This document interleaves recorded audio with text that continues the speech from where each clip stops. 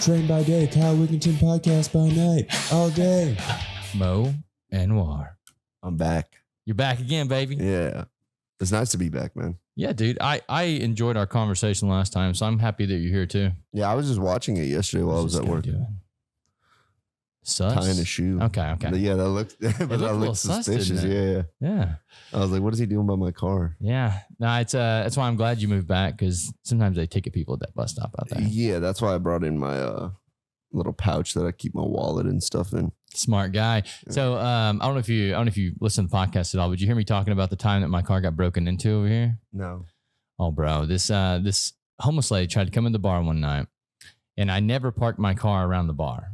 I always park my car away because I have to be the voice of reason around here sometimes. Right. And this homeless lady, I told her no, go away, but I parked my car outside. And at the end of the night, she went and busted out my back glass. And I don't know if she pissed in the car or if she threw a bottle of piss or whatever in the car. The New Orleans special, dude. Bro, I was so fucking mad. That sounds like some shit only people down here would do. Yeah. Like just and I don't mean, because we were talking about the city earlier, and like, I don't like being in the city. I don't like driving through the city. I don't mean to shit on the city so much, because there are absolutely good qualities about New Orleans that I like, but man, I really don't like a lot of stuff about here. Like the degeneracy, you know what I mean? Like it's so normalized down here that it, like if you're not with that, like if you're a normal person, you kind of like, you'll be looked at like you're stupid if you come out here to the city on a nighttime when everybody's getting drunk and everybody's partying and you're like, hey, don't be an asshole. Like apparently you're the weird guy. You know what I mean? Well, that's me. I really don't drink anymore either, but I'm out here. I kind of enjoy a little bit of the degeneracy. Yeah. And simply because I love deep conversations, and many times when I'm trying to have a conversation with a sober person, they have all these filters up. Yeah. But whenever they're a little bit, their inhibitions are gone. Yeah, and you can actually get to the root of issues. You know, right. So that's kind of fun for me. The driving though, that's another fucking level, dude. Yeah. Yeah, we were talking about the traffic and how aggressive drivers are on the street here in New Orleans, and you kind of got to match what they're doing, or you're gonna be the problem. Right. Or you're going to get the shit end of the stick. Yeah. Like I was literally, when I got off of Claiborne, because I'm coming from the North Shore. So coming straight off the causeway, get back onto the interstate, and then getting off at Claiborne. And I got two trucks, like pickup trucks next to me. Mm-hmm. But the way they're driving, I'm like, man, get the fuck away from me. So I'm like I try to speed up so that I can get away from them. They speed up. It's like almost like they're consciously being assholes. And I'm like, dude, get the fuck away from me, or I'll slow down. And then all of a sudden they're slowing down. And I look over and they're both on their phones. And I'm like, oh, you fucking dickhead. Like nothing will make my blood boil faster than being inconvenienced while you're on the road. And then you look at the driver and they're on their fucking phone. Yeah. Like, dude, that's the worst, man. And you see it all the time here too. One of the things that I don't like is when I'm pulling up to a red light and the light changes and everyone's still just sitting there because they're all looking at their fucking phones. Dude, I did like every single in Covington, and I feel like this is a Covington thing because it's almost like they're not used to like the main roads. Mm-hmm. They're only used to like these back roads or country roads or some shit. So when you have 190 going through all the way through Covington, and Mandeville and Lacombe and into Slidell, like you have this one big main road. It's like they don't know how to use it properly. So it's always congested. It's always people are like, what are you waiting for? Like, I don't get that. Like, it's hard to time it. But if we all time to accelerate as soon as it turns green, we could clear up this traffic real fast. Yeah, that'll be one good thing about like self-driving cars, if that ever comes to fruition. Just the fact that the cars will take off when the light turns green. I feel like there's so many weird, like, I don't know anything about them, but there's just so many weird factors to, I feel like, take into consideration. Like a lot of these cars, like not even self-driving cars, but they have the motion to, like, if you get close to somebody, it'll just stop itself. Mm-hmm. But it's like, I can't imagine. Does yours not have that? No.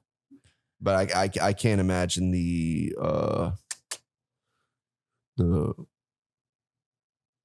brain power that it takes to figure that kind of shit out, because oh yeah, it's a lot. Yeah, like you have to dedicate your life to that kind of shit, man. Yeah, it's ridiculous. Yeah, my mother, she has a really nice new vehicle, and every time I go in, I have to get used to it, because what pisses me off about it is it has the sensor on it that if you have the cruise set, and it gets close to a car, it'll read that car and it'll slow your car down to match the speed of that one, rather than you actually passing the car. Right.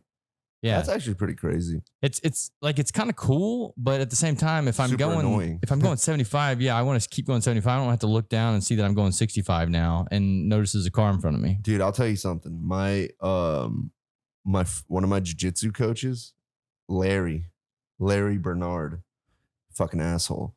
He drives like a dickhead, dude. He's one of those people like where you could be going 85 and he's on your ass and he's like, move, like you need to get out of the way. Like, he's one of them people that like, there's no like top speed. You're all like, you can be passed. I don't care how fast you're going. You're going to be passed. Until I pass you, I'm going to be on your ass. He's a dickhead and he doesn't learn and he needs to stop doing that. But is that how he coaches jiu-jitsu too? I'm gonna fucking break your arm unless you tap out. No.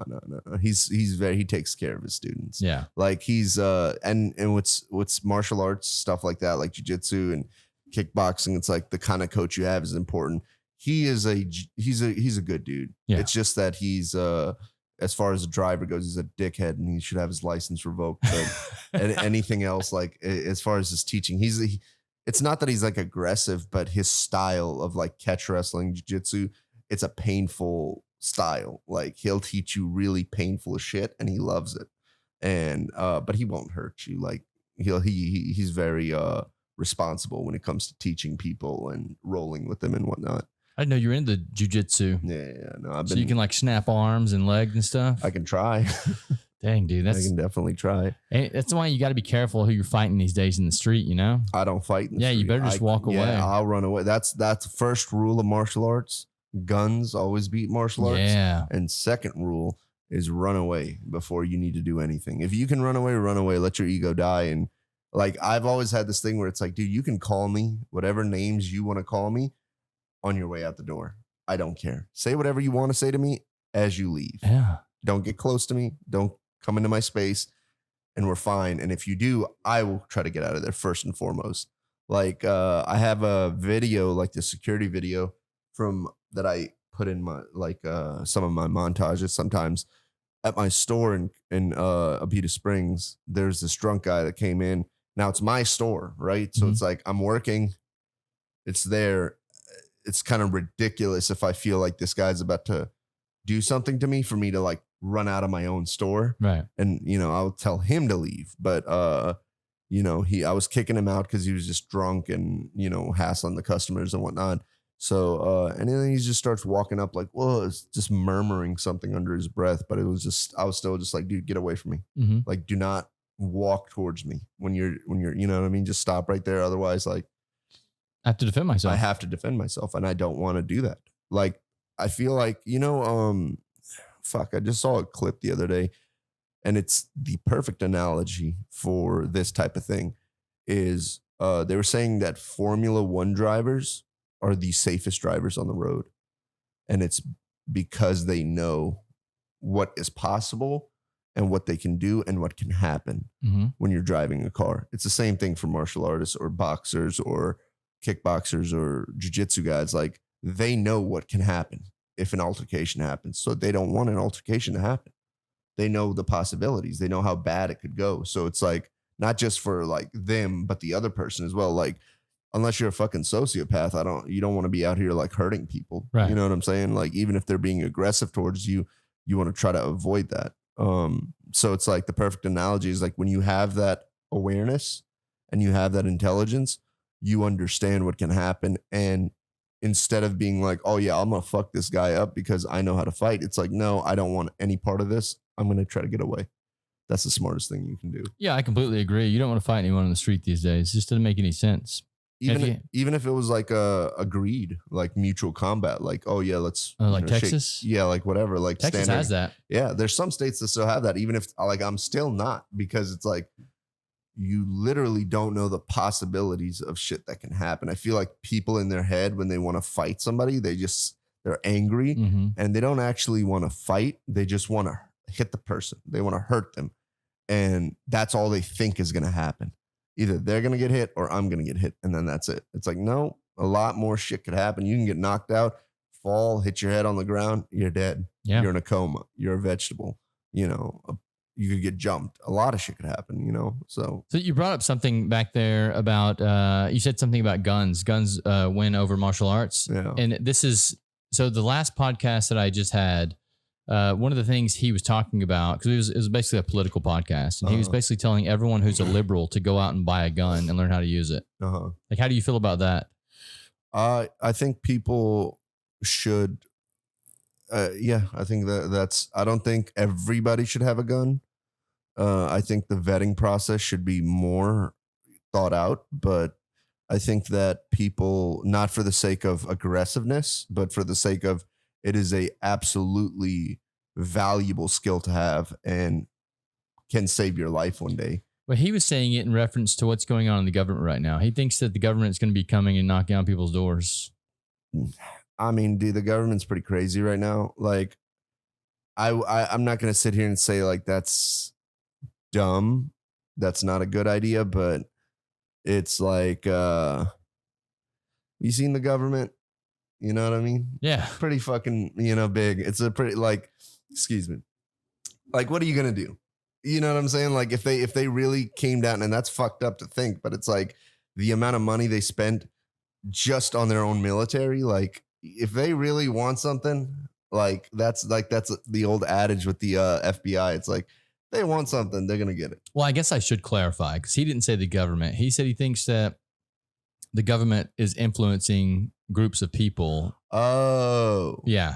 So that the people around you will be coming and knock on your door. Yeah. You think that's the thing? Yeah. I think that even you just saw it in Columbus, I think it was, where the neo-Nazi group that just showed up What in happened? a they just showed up to antagonize. They showed up on this overpass on an interstate, and I think it was Columbus. I might be mistaken, but they like over the overpass, they dropped this huge like swastika flag, and it was a black neighborhood. So Right. they were just essentially there to antagonize the neighborhood and the people. But essentially what happened is the neighborhood got together and beat the shit out of them. Yeah, nice. Yeah, so it worked out. But like that, Well, I think that's what should happen, right? Yeah. Because like people are getting brave right now because they think, this administration is for that kind of stuff. But I don't think it's true. Yeah. I think that eventually the Americans will step up and be like, yo, dude, we're tired of this fucking bullshit.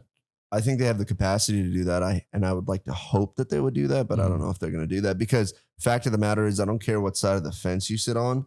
If you genuinely believe that any of these politicians are on your side, it's kind of ridiculous. There are a handful that I've seen, where I'm like, this guy actually seems like he cares about what he's doing and what he's trying to do, but they're stuck in the game of politics, so they can't succeed. Like Bernie Sanders a couple of years ago, like, he was like, the way that like the elections and these races are set up, it's like he had to concede so that the Democrats had a chance to win. It didn't split the vote. Yeah. So it's like the way that game is set up, he just had to concede. But it's like, I genuinely believe him in a lot of the things that he says. I believe he believes them, and I believe that he wants to do better and wants for the better for the country. But if you sit here and you think like, even Trump himself, he said it, I think it was like a week and a half or 2 weeks ago, like at a rally, he was like, I know what you want to hear.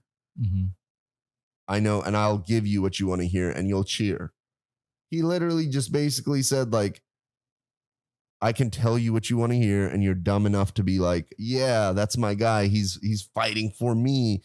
And you're just going to ignore all this other shit that I'm doing that literally goes against the thing that you think I'm doing. But the fact that he said that, do you think that that's admirable?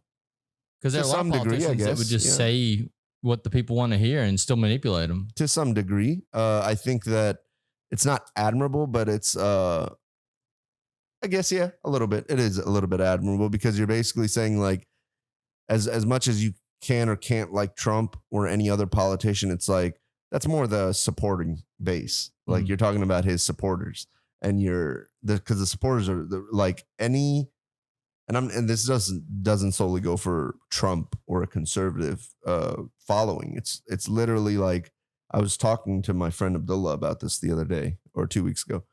The way the country is, and it's been ramping up ever since, remember that conversation we had last time about social media and our attention spans and, how that we're getting desensitized and all this shit. Like, it's also feeding into the misinformation era of like my side versus your side. That's all people are doing right now. Like that, like if you go under any political post on Twitter and you scroll down, you're going to see everybody, no matter what side they're on, changing the goalpost constantly. And then when they're stumped and they're shown that they're wrong, they're like, well, your side said this and my side wants this. And it's like, are you that dumb that you're not seeing that this is exactly what the machine of this country wants you to do? They want you to just rip each other's throat out about my side, your side, so that literally you're not paying attention to how they're fucking you over every single day. And you're dumb enough to buy into that because you're like, capitalism, that's a pretty girl. Capitalism. Oh, this street's dangerous, bro. Yeah, I know, right? Capitalism, the way that this country is a capitalist country, and it, in every regard, they will literally sell you the idea that they're on your side. Yeah. They will sell you nothing and you'll pay twice for it and 3 times on Sunday. You know what I mean? Yeah. Just to feel like, oh yeah, I'm safe. I mean, so regardless of like the sides that people choose, because yes, that's a horrible problem that we're all choosing sides. Yeah. Do you think that what's going on in the government right now with them shutting down all these programs to save money is a good thing or a bad thing? I think it's disingenuous. I don't know, because I haven't been into politics for a while now. I try to stay away from it too. Yeah, I just maybe like 2021, 2022, I was super heavy into politics, but ever since then I kind of got out of it. But I think it's disingenuous. I think that, if that is why they say they're doing it to save money to essentially refund other things. It's like, I don't believe that that's what they're doing. Mm-hmm. I believe that every stroke of a decision in this country from that place is made for 1,000 different reasons. Could it work? Maybe. But the way they're doing it, I don't think so. Because the way they're doing it is kind of dumb. Mm-hmm. From what I've seen. I'm not a political expert, and I have not been super on top of all of it, because the second I see it on my feed, I just get away from it, because I'm just like, this is depressing. And I don't want to get into the mental argument with myself about this shit, So it could work. It's just the way they're doing. No, I don't think so, because that's sort of what Alex was saying too. He said that it's that they're basically doing it all for tax cuts for themselves, because it's a bunch of billionaires. Yeah, sort of thing. It's alarming. It's alarming, and because it's like, I don't care who says it, and I don't care who says what to you. This world, this society, and this country is too complex for almost any one solution.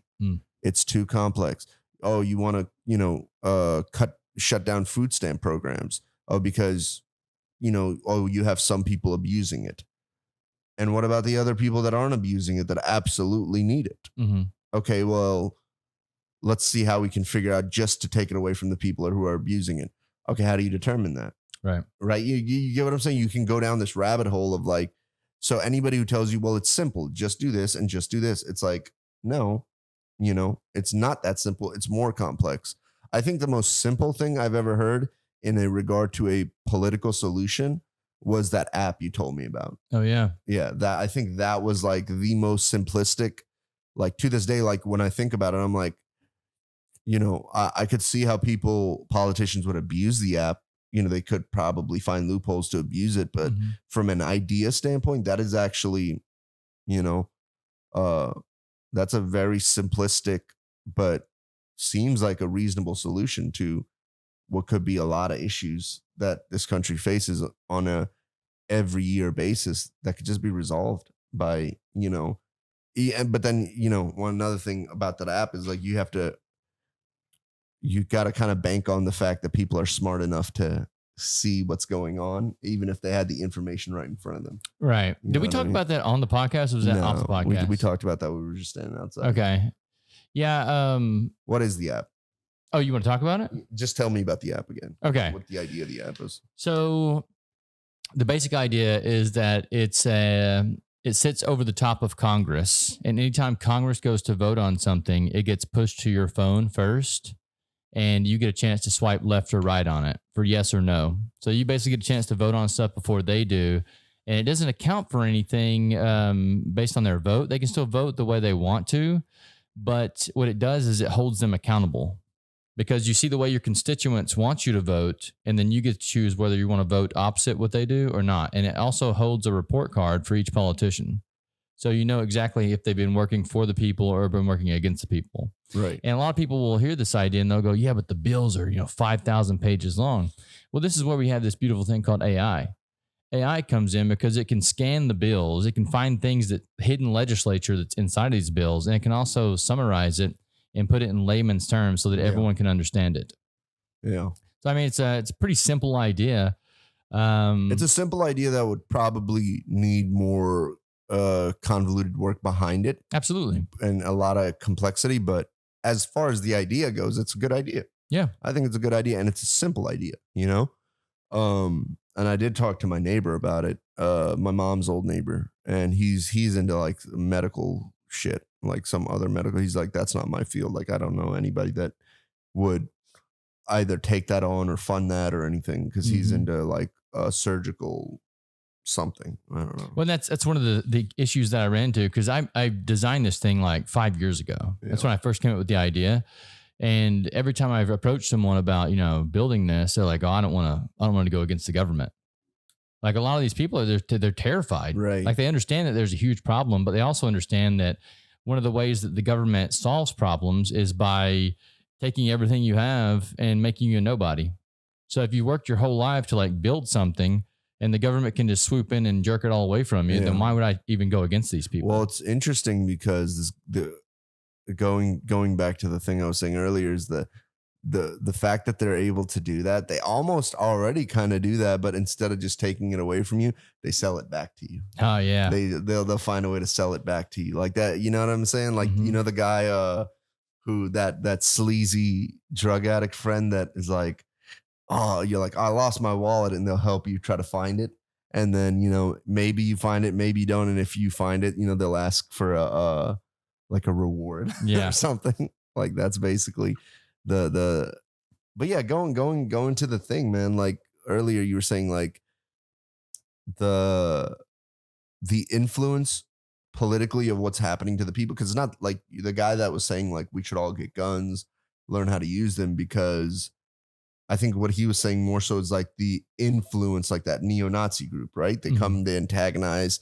They're like, oh, my rights, my country, or whatever the fuck they're saying. And then you have that other group, reasonable people who are fighting against them. You know what I mean? And it is more like, even in the last 10 years, it has become way more. You're seeing like a lot more, but I do love, you're seeing a lot more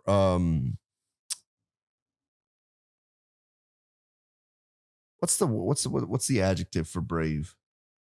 Shit, I don't know, dude. You're seeing a lot more courage, I'll just say, from people to come do bullshit like that. But the beautiful thing about where we live, the other side of the coin, is I love when there's like a neo-Nazi meetup or whatever, and then the internet's like, I found this guy. I saw his left eye and I was able to find out where he works. You know what I mean? And then the dude gets fired. I don't even understand like how that's still an ideology. What do you mean?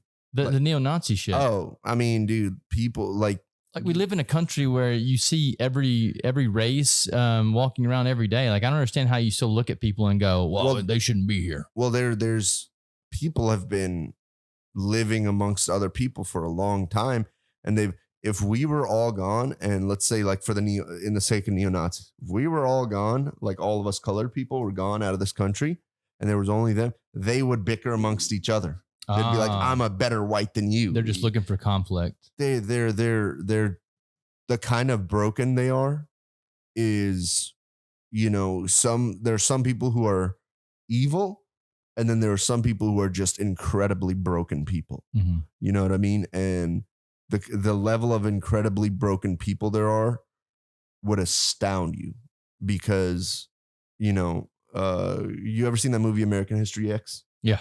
Yeah. Like, that goes to show, like, that guy, Edward Norton's character and his little brother, they were just kind of like, in their youth, they're like, I don't see a problem with anything with colored people, but the influences of their environment broke them to be that way. His dad was killed by, a black guy, or I think he thought his dad was killed by a black guy. So now he hates black guys or black people. You know what I mean? So it's like the environment that you grow up in has the direct effect on you, the biggest effect on you. It's all you have. It's how you internalize everything about the world and who you know yourself to be. Because we're all really just, I was talking to my ex-girlfriend recently about this. She's reading a self-help book about the inner child. Bro, you just said a lot right there. What? My ex-girlfriend is reading a self-help book about her inner child. Yeah. That's a lot, dude. That's a powerful statement. Yeah. But she showed it to me, and she was like, because I'm also in therapy right now discussing similar things. Mm-hmm. And, that we are literally all just the inner child with a bunch of wounds on us from our childhood. Mm-hmm. That's all we are. Even the most stable, healthy people you'll see are still just the inner child with wounds all over them. And you just haven't seen them in a position where they have to address their wounds, but everybody has them. And then you realize that, and not a lot of people learn how to deal with their wounds. A lot of these neo-Nazi pieces of shit, it's just easier to call them pieces of shit, because I'm sure there's a lot of confused, broken people in there, but they're just going with what they're going with, what they've always known to go with. That hatred. But also part of it's also like there's a certain influence on social media and, in government today that influences that kind of shit. Yeah, I heard something recently about how most people walking around are basically like 13 years old mentally. Yeah. That you have like children walking around that are in adult bodies essentially. Right. And you think that's part of it, is like they haven't dealt with the child yet, so they can't grow into the adult? Yeah, a lot of people, but those, if we're specifically talking about like racist or homophobic or xenophobic or any kind of people like that, I think it's a little more complex than that. Yeah. But they're also getting fed a lot of bullshit nowadays. Like that, when that wound is being essentially fed to cut and rip and tear more, then it's easier to just never address it, I guess. Right. But through the social media, as you're saying. Like literally like just the reels you watch, that whole Sigma male grind set, which is like, it's super cringy, but it's like teaching these young men that you're not a man, or you're not like respectable if you don't have certain traditional values. And those traditional values can easily fall into sexist ideology, racist ideology. Like, what are some of the things they say? Like, like they might start off with something innocent with like saying like a man is supposed to take care of his woman, right? He's supposed to do this for her and do this for her, and she's supposed to do this for him and this for him and da da da da da. Okay. Something as simple as that. Some people can agree on that, and some people may not agree on that, and that's fine either way. But where they start insinuating that it's like, well, you're supposed to do this and she's supposed to do this, but hey, she's not allowed to do this and she's not allowed to do that. And then that turns into, well, this is what women are here for. Like they start boxing people in. And the idea of, if you start putting people in a box, you're separating yourself from those people. And when you're separating yourself from those people, it's much easier to embrace an ideology that I am better than this, for my race, for my gender, for my income, for my this, for my that. But what they need to do is start that separation mindset first, because then and then only could you think but it's the same thing the other way. Oh, this person's better than me because they're better looking, because they make more money, because they're black, because they're Asian, because they're this. Like the seeds are very simple, but people know, like just with politicians, they know how to say the right things, the right kind of way to where they plant a seed, and they know that in the right mind, that seed will fester to what they need that person to be, right? Like fear mongering type of shit. You might not say straight up, these people are here to attack you, but they might show you like a building in rubbles, and then a flash an image of a certain kind of person, right? And then your mind registers that as dangerous. Yeah. You said something earlier. You said you can say anything you want to me on my way out the door, and it won't bother me. Yeah, like that's kind of how I think about all this stuff. Is like, how do you teach people to be able to hear words, to see propaganda, and then not let it actually enter their minds? Like how to let it bounce off of them, you know? How did you get that? Because I feel the same way. But a lot of people say that the reason that no words affect me is because I'm white. Well, I think it's for me at least. It's like when I see something, and if I'm immediately evoked with an emotion, I stop for a second and be like, wait a second. You know what I mean? Like I just saw this. There's no way I should be feeling something this strongly immediately without processing it or thinking about it. So it like allows me to step back for a second and then kind of be like, all right, let me look at it for a second. Usually that's just about as far as it goes for me. But then I also remember like there's a machine out there, like the machine of this country, the machine of this world, of this society, capitalist society, of like, that wants to drain all of us for somebody else's benefit, that wants us to fight wars for somebody else's benefit. That's always there. You don't forget that that's there. So anything that you see that's on a public platform, like if you're watching a YouTube video, if you're watching something on social media, that's on a public platform. So you have to remember that that can very easily be tied into the machine somehow. And I guess keeping that in mind, it just makes you kind of step back for a second and be like, wait a second, what is this? You know what I mean? I just can't give into it immediately. So basically you stop and you think about it first. Yeah. And if it's evoking emotion, then you know that someone's probably done this intentionally. Yeah. Well, I was listening to a programmer one time, and he was basically talking about the algorithms that are used to control social media.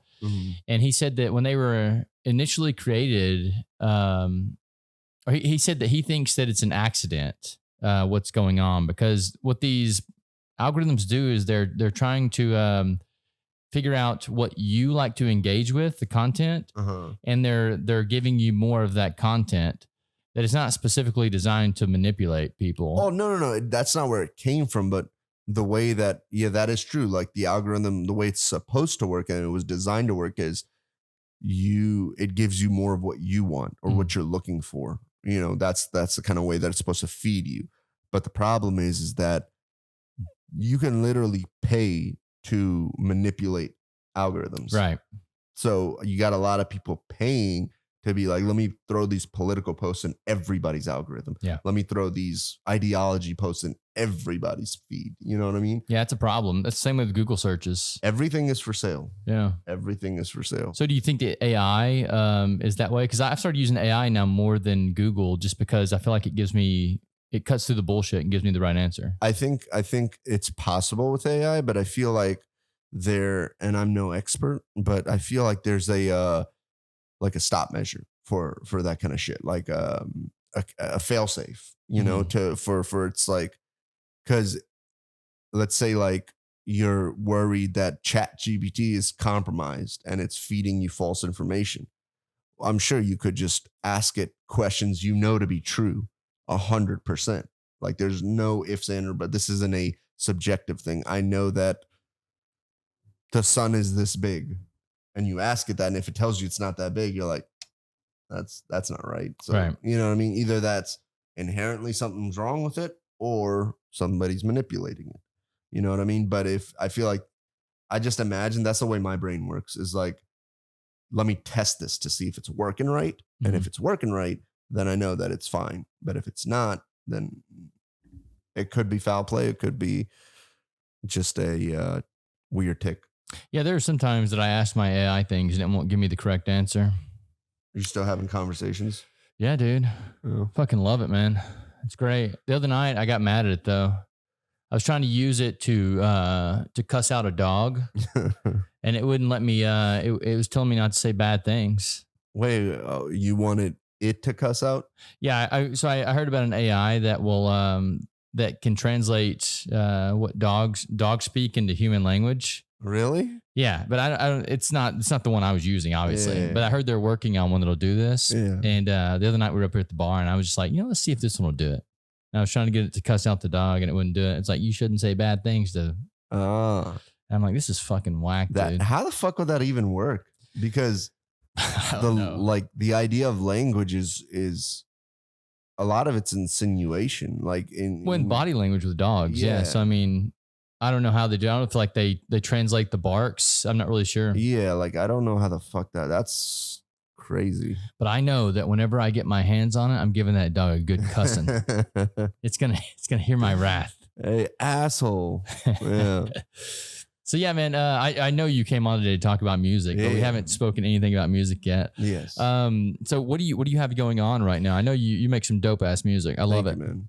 I got a new album coming out a week from tomorrow on the 24th. Mm-hmm. It's called Echo Chambers. It's my second album. And Echo Chambers, fucking love it, dude. Yeah. Thank you. It's my follow-up from my first one, and I'm kind of after this one releases, I'm gonna have to step away from taking like 2 years to make an album, and I'm just gonna have to start releasing songs as I can, just because of the nature of the music industry right now, social media and everything. It's like everybody's like, I don't have the luxury. I'm not a famous musician where I have the luxury to sit out for 2 years and release projects, even though that would give me the appropriate amount of time to, because a lot of the time I'm making a concept album. Like this is a concept album and it's almost always be about me or my life or what was going on with myself at the time. And, the way these songs are written, I was kind of in an echo chamber of sadness, rationalizations, I was on a downward spiral, and kind of became aware that I was kind of living in a mental echo chamber, of whatever I was living in. So I always try to make conceptual stuff, and it's reflective of whatever emotions I was feeling. And I feel like this one is really, to me, obviously, and I understand a lot of artists are that way, but this one's good. It's powerful. It's powerful. It evokes emotion that you forgot you were feeling. Mm-hmm. That's the best way I can put it, is that every emotion on this album that you'll feel, you felt before and you forgot that you felt it. You know what I mean? Mm-hmm. Like that's what I'm always trying to do, is I'm trying to capture emotion in a sound and play it back to you. And then you think, I know what this feels like. It's so relatable. The human experience is so relatable that I know what this feels like. I think that's something that's lost from a lot of modern music too. Yeah. I think a majority of music today, and I'm not going to say everybody, but a majority of music today, it's just worried about selling a feeling, but a numbing feeling. Like going to the club, going to the bar and just having a good time, going to the gym and just, and I do that too. I go to the gym and I put my headphones in and I want to listen to a specific kind of music when I'm at the gym, and I want to listen to a specific kind of music when I'm in a specific kind of mood. But everybody's so worried about selling a certain kind of thing. It's become so disingenuous. Yeah. I feel like, and with my album that's coming out next week, I just feel like it was as honest as I could make it. And even I wanted to make it more raw and sonically in sound, but I'm fine with how it came out. It's still a little more produced than I wanted it to be, but that's just what was called for. I didn't want to fight it, if that's what felt natural. So It's I just the Rick Rubin approach, right? Yeah. He said something super interesting. I just saw that the other day. I can't remember what it was, but I remember I saved it somewhere in my phone because I was like, I want to think about that later. Yeah. Whenever I have a chance to sit down and think about it. But he said something that was it was him and John Mayer. I think they were saying something about instead of taking what's offered when you're writing a song, which is the way I've felt like I've done it for a long time, which is think about what you're feeling and what you want the thing to sound like and try to get as close to that as possible. Instead of, well, let's see what's just here on the guitar. Let's just see what's here on the keys or whatever. You know what I mean? So, interesting. Yeah. So instead of just taking what's offered, find what it is you're looking for. Well, dude, that could work for all kinds of art too. Yeah. It's not just music. When I'm writing things, I could be doing that. Like if you actively chase the thing you're looking for, because there is a beauty and liberation in taking what's there. That's super artistic and that's super freeing. But if you think about, like, you have an idea, like I have, like, for this song that I'm working on right now, I have this idea of how this guitar is supposed to sound and the way it's supposed to make you feel and the lyrics that are supposed to be said. I'm going to chase that whenever I get done with this, mastering and turning in my masters, which I'm trying to do by Wednesday. I'm going to sit down with that song and I'm going to chase it. I'm going to figure out exactly how it's supposed to be and not just, well, this is what's available, because if maybe you write a short story that way, or you write like a short film or something in a way that, no, it's supposed to be this way. And just for this project, I'm not going to just take what's there. I'm going to find what I need, like in every regard. Do you think that would be hard to do in a studio setting? Because I mean, you do a lot of your stuff privately, right? It's super hard to do, dude. It's so hard to do because there's so much. When you're working with another musician in the same room, even if you're working with another musician and you're sending each other shit back and forth, that's different from when they're in the same room as you. When you're in the same room, there's a vibe, there's an energy, there's a, interaction musically and artistically going on there.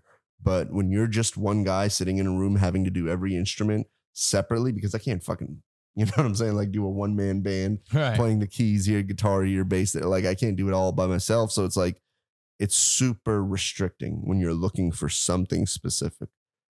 When you're even when you're looking for just the vibe, you're trying to pick up on whatever vibe is there, it's still hard. But there are certain liberties that you get to have that you wouldn't have otherwise. So it's kind of cool. Yeah, it's all coming from you, right? Yeah, I think one of the coolest things about living in the society that we live in today is seeing the growth of an artist. So like seeing how you've grown from album 1 to album 2. Yeah. Do you find that there's been a change in your sound? Sonically, it's more refined.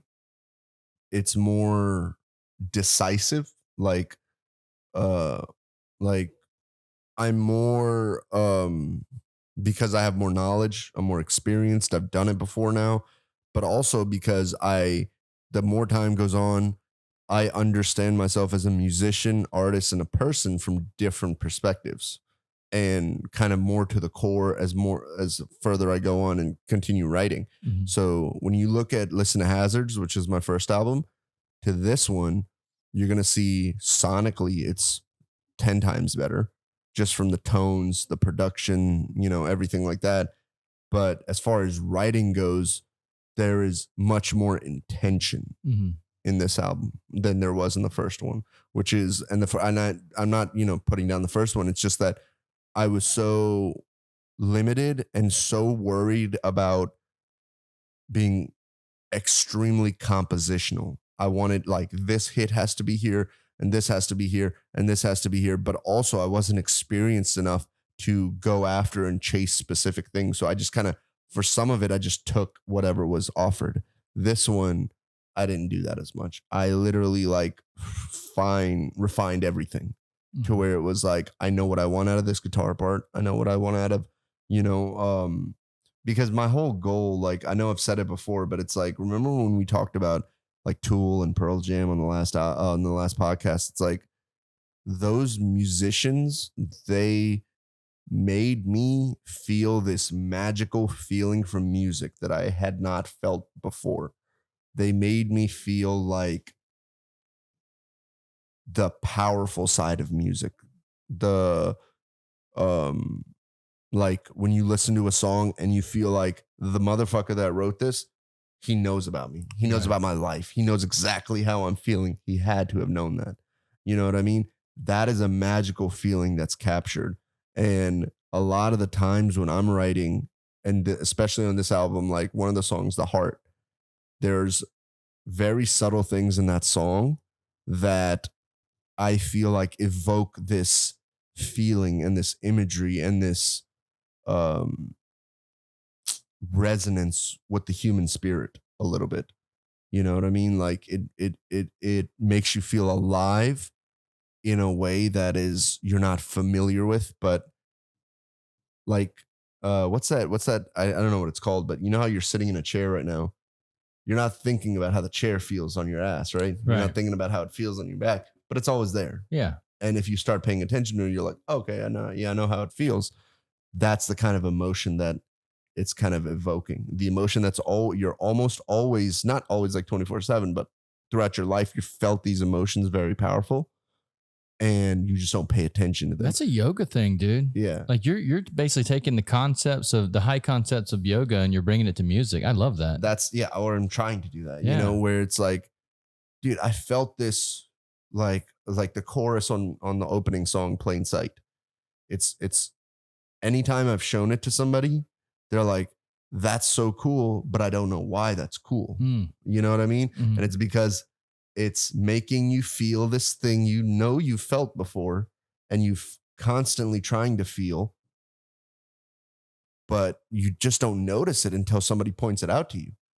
You know, you don't notice that chair that's been sitting in the middle of the living room that's throwing off the whole room. Yeah. Or you know what I mean? Until somebody's like, hey, that fucking chair is right there. You know that, right? And they're like, oh, that's been there, you know? And I feel like this album, it does that a lot. There's a lot of interludes on this one too, which is just when I do a conceptual album, which is a lot of the stuff that I do, it's mostly for me because I'm usually trying to, I don't even expect people to pick up on it.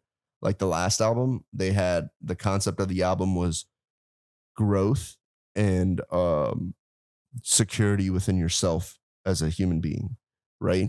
And the early in the album, it's there's a song Crawl, then there's an interlude that's Walk, and then there's a song Run Towards the Sun. Oh, nice. You know what I mean? Yeah. But the progression was Crawl was letting go of those like repressed emotions that I had about my childhood and about how my parents couldn't do this and they weren't enough of this and they couldn't, you know what I mean? Like those feelings about the mistakes that my parents made, letting them go and learning to crawl by myself and then walk and then you run. And when you can finally run, you can run towards the sun. And do you feel like you're running right now? Or you still feel like you're walking? I feel like I'm crawling still. Oh, damn. Like I'm in the identity stage of my life still. Well, it's interesting. You can make a song about it then, right? Yeah. Because I understand the feeling behind it, but I also understand that I'm nowhere near where I need to be running. You know? Yeah, it's I find it awesome whenever an artist can capture those emotions like that. And I went down this Alice in Chains rabbit hole here recently. I was never familiar with the band, and dude, I listened to their MTV Unplugged. Yeah. And oh my God, bro, my fucking eyes were opened. Lane Staley. Yeah, Lane Staley, dude. Staley, that's his name? Lane Staley, dude. Bro. Fucking amazing vocalist. Down in a Hole. Yeah. That song right there. Like, Nutshell. It's giving me chill bumps right now, dude. What about Nutshell? Nutshell too. Yeah.